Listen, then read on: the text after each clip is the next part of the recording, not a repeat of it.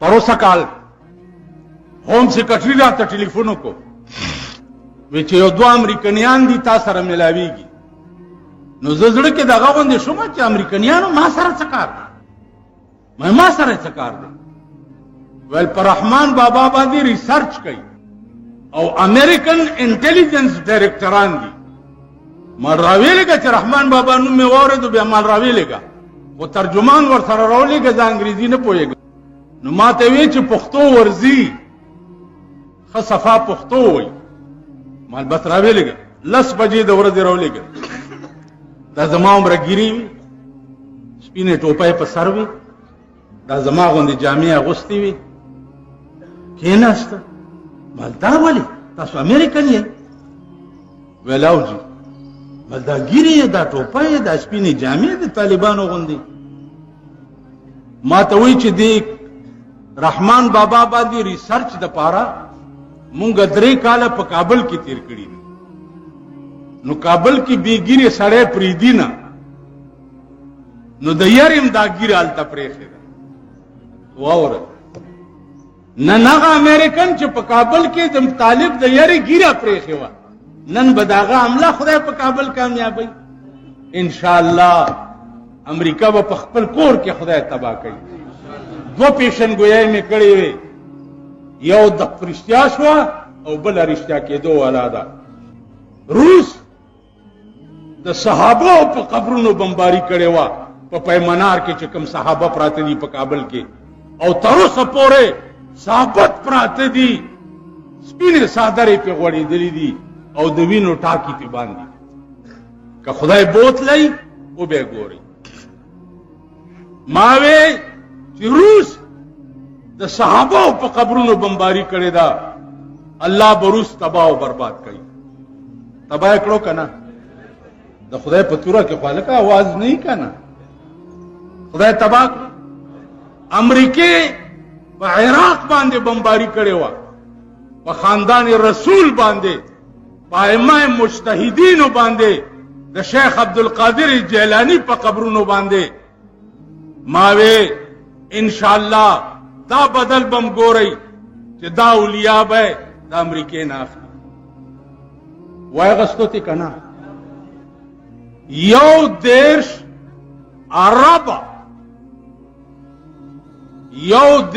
ارب نقصان په هغه بلډینګ کې شوی دی چې کوم بلډینګ په جاز غورځېدلی 11 ارب. نن امریکا لګیا ده د فرانس او د جاپان نه قرضې غواړي. مونږ خو د امریکې پوجا پاټ هغه نه مو دپاره کولو که نه مونږ له به امداد راکړي مونږ ته به امداد راکړي. دا زمونږ لیډران یو لیډر تللی و امریکې ته چې هغه ویلي چې لاړم مالې په ارام کښېنه ټوپي ټق صاحب چاکره کولې په دې ځای ایښې مال ټوپي ټق صاحب په ارام کښېنه مسلمان رالی که کافرې کړې مسلمان رالی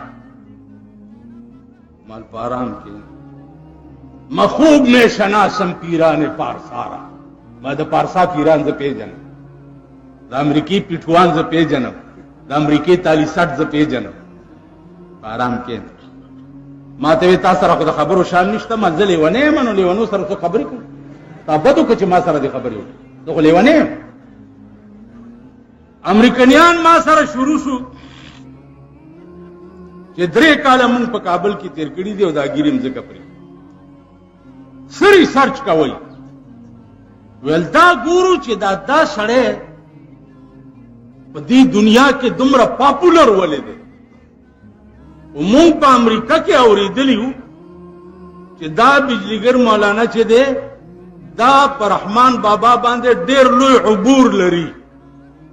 نو د دې وجې نه مونږ هم سیکټري په ترو تا ته رالو چې مونږ ته د هغه حالات لږ ووایه. اوس یې تاسو ته ووایم مال سب سم اورېدلي دي. وایي مونږ دا اورېدلي دي چې ده لیدلی دی ده لیدلی نو دې تصدیق له راغلي.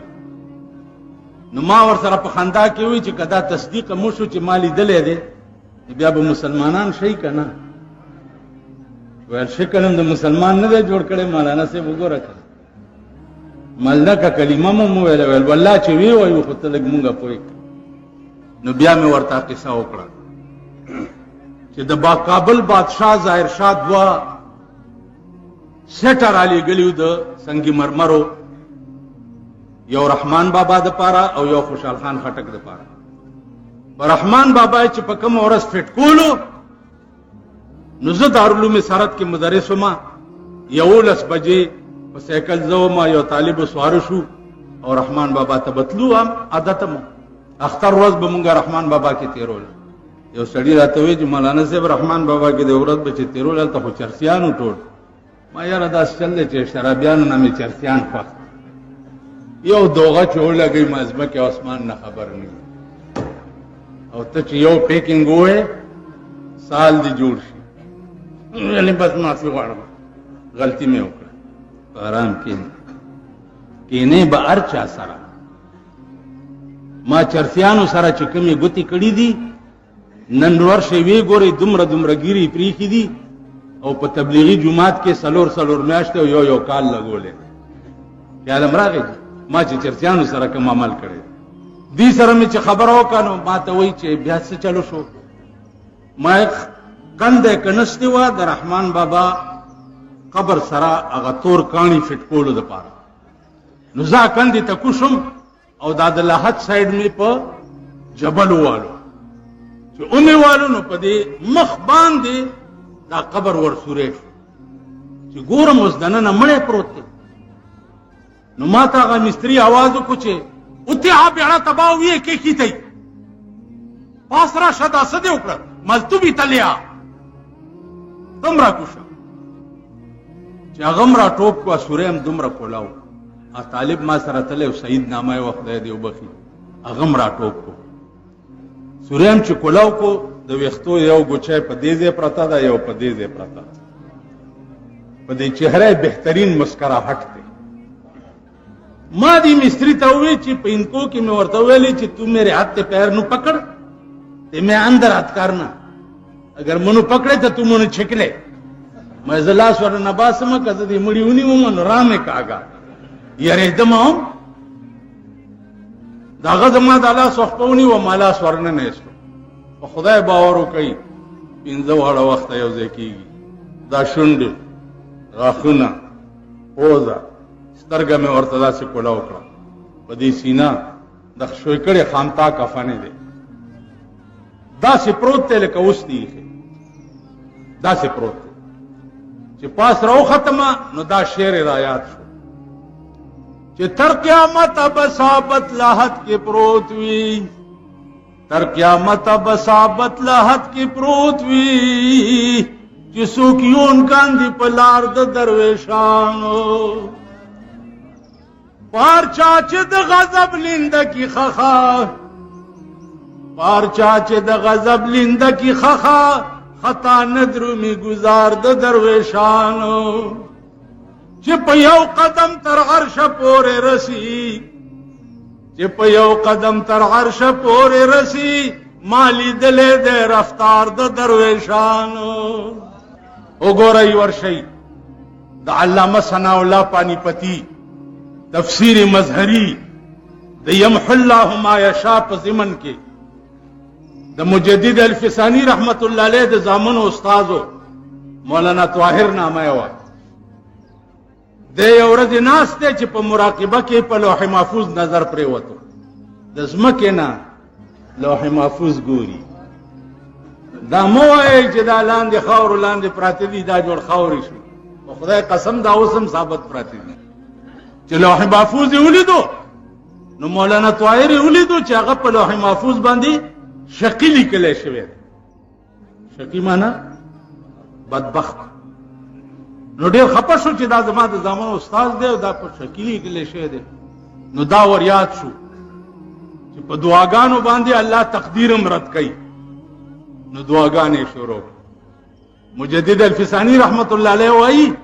چې یو میاش می دعاګانې وکړې میاش پس می چې بیا په لوح محفوظ نظر پرې وته نو مولانا طاهر د شقی په ځای سعید لیکل شو ځاني طور خډیر پریشان او زه تاسو ته په ایمان وایم چې د افغانستان علما او طالبان دومره مطمئن دي چې زه درته څه ویلی نشم. هره ورځ سهار د 9 نه تر 10 بجو پورې ما ته د قندهار نه ټلیفون کیږي او د امیر المؤمنین نائب چې دی هغه ما سره خبرې کوي. نن سهار یې را سره کړي دي. مال څه حال دی؟ ویل بیغمه اوده کېږو او بیغمه را پاسو. هغه کور ته د غلا او د ډاکې نه څه یره دا چې د کم کور څوکیدار ویښي. ویل زمونږ څوکۍ الله کوي، کم الله چې په بدر کې د اهل بدر څوکیداری کړې وه او ملایکې ورته رالیږلې وې، نو هغه زمونږ څوکیدار دی، مونږ ته څه ضرورت دی چې غم یې کوو. نو ما ورته بیا یو شعر ووی چې موت کا ایک دن معین ہے، موت کا ایک دن معین ہے، نیند کی اور راتوں پر نہیں آتی. د مرګ خو یو ورځ ده چې راځي او زه به مړ کېږم، نو د غمه یې خوب ولې ټوله شپه نه راځي. بیا مرګ چې دی هغه یو معین وقت دی. اذا جاء اجلهم لا يستاخرون ساعة ولا ورپسې لا يستاخرون ساعة ولا يستقدمون. یو ساعت نه وړاندې کېږي او نه رستو کېږي. نو مونږ ته د غم د څه خبرې پکار. غم راته صرف د جناب محمد رسول الله د دین پکار دی. غم راته صرف د هغه قانون پکار دی چې کوم قانون په 23 کاله کې جبرائیل راوړیو او رسول الله صلی الله علیه وسلم ته ورکړی دی.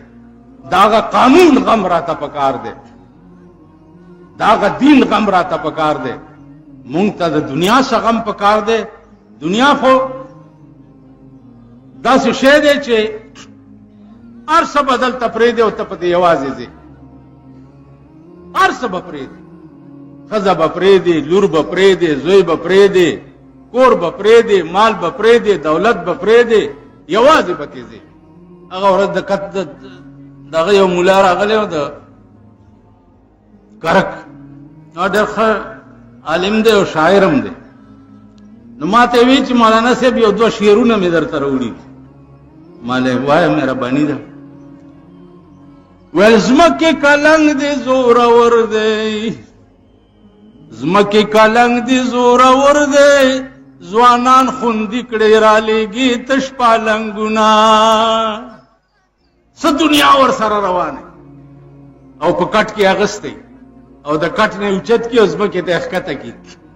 زمکې کلنګ دی زورور دی، ځوانان خوندي کړې رالیږي تش پالنګونه. خو زمکې لږ حل براته وایې، زمکې لږ حل براته وایې چې ستا لاندې خلک څه ګزران کوي نه. زما عزیزانو هیڅ پته نه لګي چې د لاندې خلکو ګزران به ښه وي او که به خراب. یو حدیث دی، حضرت عثمان به چې کله ادیرې ته راغی نو جړل به. صحابه ورته وویل چې ته د جهنم خبرې کېږي نه جاړې، او چې قبر وګورې نو ته ورته جاړې. حضرت عثمان ورته وایي چې سمعت رسول الله صلی الله علیه وسلم ان القبر اول منزل من منازل الاخره. قبر چې دی هغه د آخرت په منزلونو کې ړومبنی منزل دی. نو که د ړومبني منزل کې سړی پاتې راغی عمر له تباه شو، او که د ړومبني منزل کې کامیاب شو عمر له کامیاب شو. نو حضرت عثمان به وی چې دې ځای ته زه ځکه جاړم چې دې ځای کې چېرته په ړومبۍ شپه پاتې را نه شم. زما عزیزانو دا خبرې په زړه ولیکئ، په زړه. تاسو خو به دغه غم اغوستی یې، دا اوس چې کوم الیکشن شوی، مړه خدای ته وګورئ، د خدای قرآن ته وګورئ. مشرف اعلان نه و کړی چې الیکشن دی، نو هین هین ورته ښځې م راووتې او سړي م راووت. مونږ سره یو دغه دی پښتون دی نو هغه هم ښځه پاس شوې ده. نو نن سهار راغی ما ته وایي چې اوزګار نه وم کور والا مې میټینګ ته بوتلو را بوتلو. اوس ما ته و په پښتې ګدله نو کور والا میټینګ نه نو ما ته څه لوي ښځې هم راووتې. دا کونسلر دی او دا کونسلیټ دی او دا ناظم صاحب دی. اوس چې کوم ناظم صاحب ګورې موبایل په لاس کې نیولې دا لاس کې نه ګرځي څه ورته وایي موبایل نه موبایل لاس کې نیولې او داسې به رواني. دا څوک دی دا ناظم پرون مې یو ته وایي چې خدای قرآن ته وګوره خدای راستی که څوک در باندې سپیم ډیران ته راکاږي د سړي زوی شه دا موبایل لرې کا خیال دی موبایلونو زمانه د اعلان یې کړی نو چې به چې ښځې او نر راووت. نو که تاسو خفه وئ تاسو به د الیکشن نوم اخیستی وی خو خوشحال یې که په دغه ناوې رونه یې جنج یې راغی جینه یې ناوې کړې ده.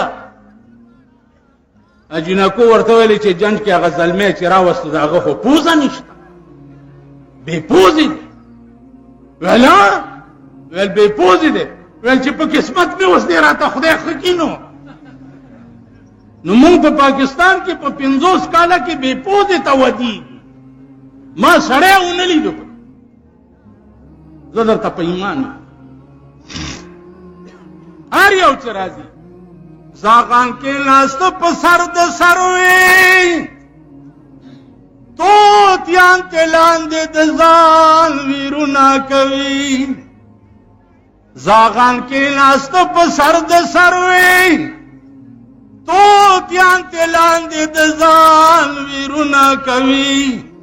رزیلان پاسی عبدالعظیمہ په شریفانو اعتراضونه کوي.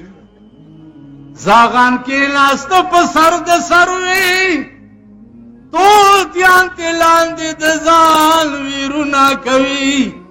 رزیلان پاسی عبدالعظیمہ په شریفانو اعتراضونه کوي. مونږ په هغه زمانه کې اوس الګوله ده کله صدر صاحب خلک راغواړي مشورې ورسره کوي. هغه ورځ ما پسې جواب راغی چې تا غواړي مشوره ده مال خبره واورئ. ما په 50 کاله کې زما د ژوند ریکارډ دی ریکارډ ما په 50 کاله کې د وزیر دفتر نه دی لیدلی. منی ده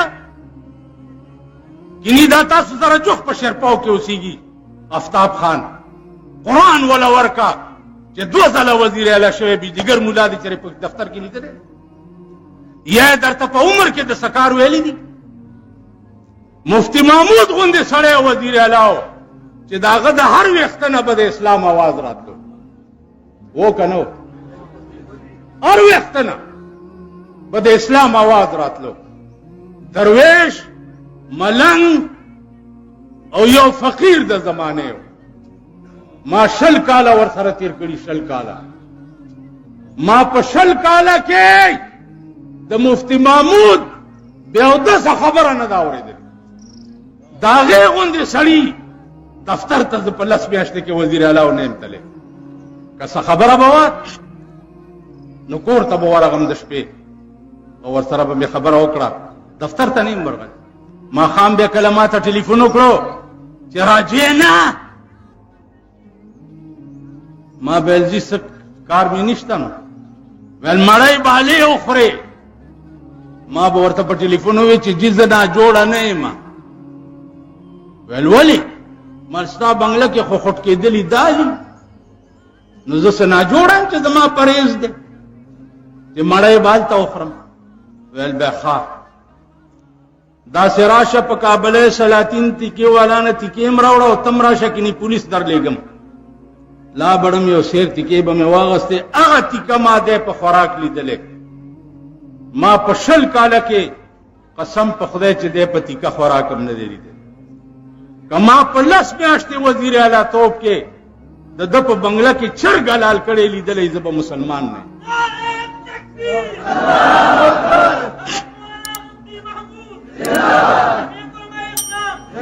اوس دیکھو وګورئ ما دیوبند کانفرنس کې یو خبره کړې وه چې مفتی محمود صاحب د مرګ نه وروسته مې سیاست هغه سره په قبر کې دفن اوس نور ماله په دې ملک کې سیاست خوند نه راکړي هغه خلکو سره به زه ملاویږم او ورسره به تصویر وباسم چې کم خلک زه مسلمان هم نه ګڼم مسلمانان یې نه ګڼم زه به د پاکستان وزیر اعظم صدر وزیر اعلی په هغه ورځ منم چې په کومه ورځ د پاکستان نه د لارډ میکالې قانون جوړ کړي لندن ته ورک شي او د پاکستان فیصلې په قرآن شروع شي په هغه ورځ به حکومت منم که نه د بدې ورځې سړی خرتم بابا وای بس بده ورځ ده اوسېږو دې ملک منم ہے نا اس سے گورے ہر شاخ پہ الو بیٹھے ہیں ہر شاخ پہ الو بیٹھے ہیں انجام گلستان کیا ہوگا بار خاخ الو ناستے نو د گلستان انجام بچي خاخونو د پاره خو بلبلې پکار دي بلبلان پکار دي نن په کابل کې د بلبلانو بادشاہي ده د بلبلانو بادشاہي